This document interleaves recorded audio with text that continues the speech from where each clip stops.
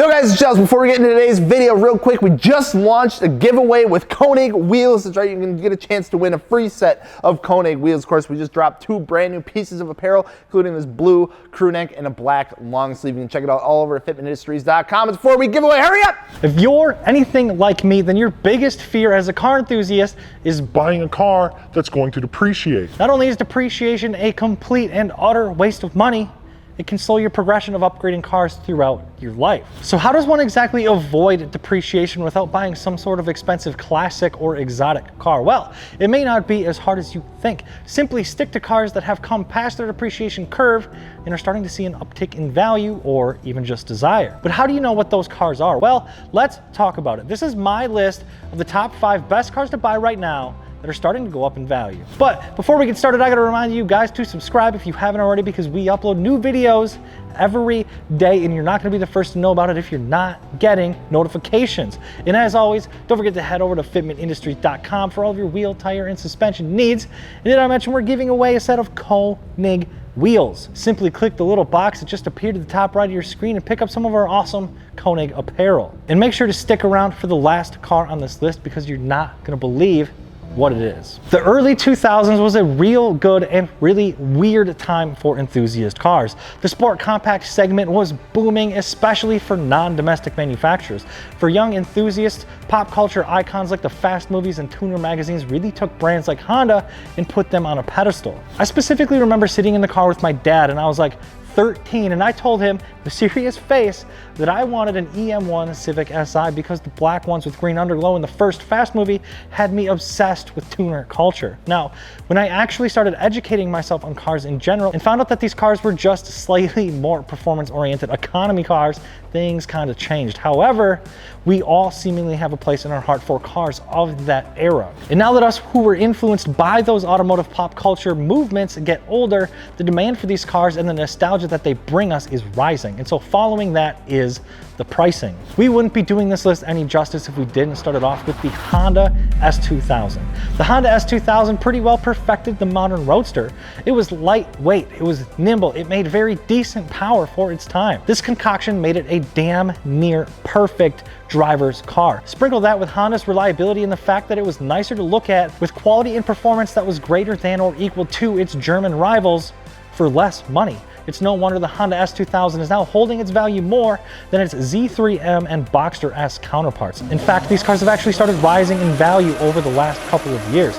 It won't be long until these cars start snowballing up in value, so if you have the opportunity to buy one or have been thinking about getting one, do it now before it's too late. The next one that's starting to see an uptick in value and demand that nobody wants to talk about is the Mark IV Volkswagen R32. The Mark IV R32 is one of those cars that never particularly performed super well, nor has it had any of that pop culture fame outside of the Volkswagen scene. In fact, it accelerates about the same as the 180 horsepower 1.8 liter GTI, even though it has a 240 horsepower 3.2 liter V6 and all-wheel drive. But it's not about numbers or all-out performance here. When you get inside one of these cars, it's like stepping into a different world. The car makes really decent torque anywhere in its rev range, and the way this car gives you feedback through the steering gives you the utmost feeling of confidence. Despite the Volkswagen Golf getting bigger and heavier over each generation, this R32 is arguably the best Volkswagen ever made at the time, and they really haven't made anything to date that sparks this much joy in a driving experience. So while its performance specs don't really align with what people are actually paying for these cars, it really comes down to what these cars provide owners and enthusiasts from a pure driving pleasure standpoint. I always talk myself out of buying one of these because I can't bring myself to spend $12,000 on a 240 horsepower, 3,400 pound car.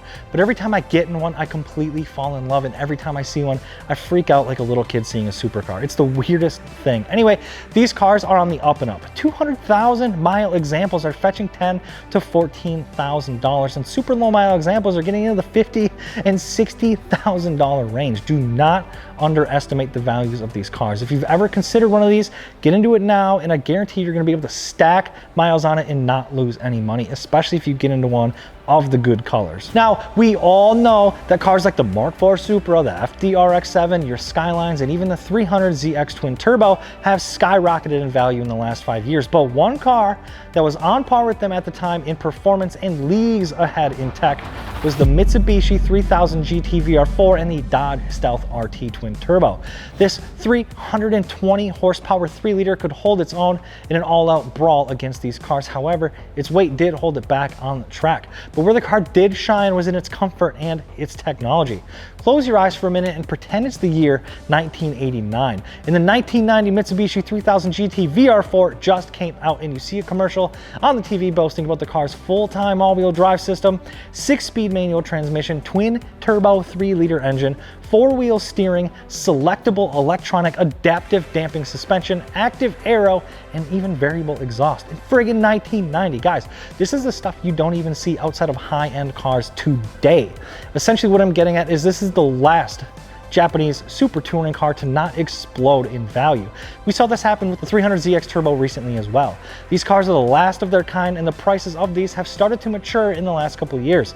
I'm absolutely convinced that these are going to explode into a bubble of unobtainable pricing in the next 5 years. Don't sleep on these. Next up is another German icon. For the 2000 model year, the US finally got the B5 Audi S4. The 2.7-liter twin-turbo V6 boasted just 250 horsepower, but this car's performance was less about peak numbers and what it actually did with what it had. These cars have a tremendous power band, a fantastic sound, quattro all-wheel drive, and a 6-speed manual transmission. But much like the Volkswagen R32, the car's popularity came from providing an engaging driving experience rather than some pop culture movements or large marketing strategies.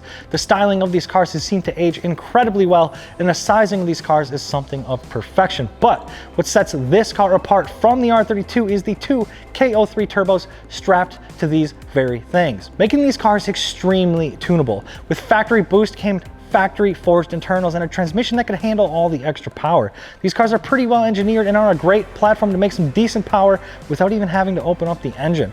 Couple that with the practicality of a sedan and even a station wagon with luxurious build quality and great color options, you have yourself a future classic. In fact, the bright colored versions of these cars are very quickly demanding increasingly large prices. This is another one of those cars that is on the verge of exploding in value that you need to get on before they're gone. And last but not least, we're gonna close this list out with none other than a Mustang. More specifically, an SN95 Mustang. But even more specific than that, a Mustang created by the madmen over at SVT. The 2003 and 2004 SVT Cobra, dubbed the Terminator, is possibly one of the best worst cars you can invest in for under $20,000. So what the do I even mean by the best worst car? Well, at the end of the day, it is a 2000s era Mustang, which means cheap plastics, an interior design that's been used since 1994, and a crooked to the left steering wheel angle. Try unseeing that next time you get in any Ford from this era. But what you do get is a dual overhead cam iron block 4.6 liter with forged internals and a big old blower strapped to the top. The Terminator Cobra is quite literally the domestic Supra of its time. Slap a bigger blower and some basic bolt-ons to these cars and you're gonna be looking at a 700 wheel horsepower car without opening the engine. But the upgrades don't stop there. These cars got a T56 6-speed transmission, you know, like the ones you find in Vipers, Aston Martins, Corvettes, and CTS-Vs. And with that, the Cobra actually has independent rear suspension, larger brakes, and seats that actually have bolstering as opposed to the 1960s inspired seats in your other base models. But what makes this car a contender for appreciation? Well, you get that super stout drivetrain that's easy to make power, but you also have a pop culture connection.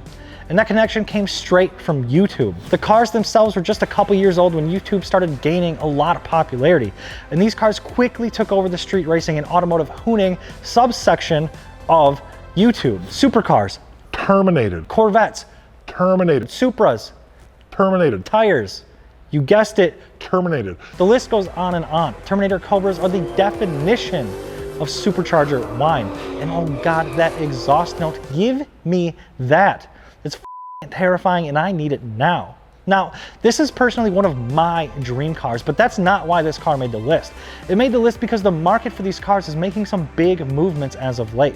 These cars, in fair examples, barely depreciated enough to dip below $20,000. With your desirable colors not even going lower than $20,000. These days we're seeing 50,000 mile examples in the $27,000 to $30,000 range and selling super fast for a friggin' 2000 Mustang. That's crazy.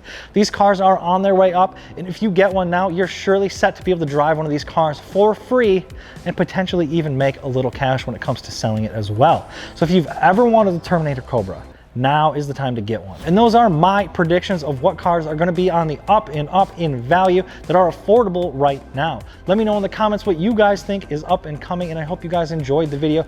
And don't forget to smash that subscribe button to stay notified, because we upload new videos every single day and you're not gonna wanna miss any of it. And as always, head over to fitmentindustries.com for all of your wheel, tire, and suspension needs.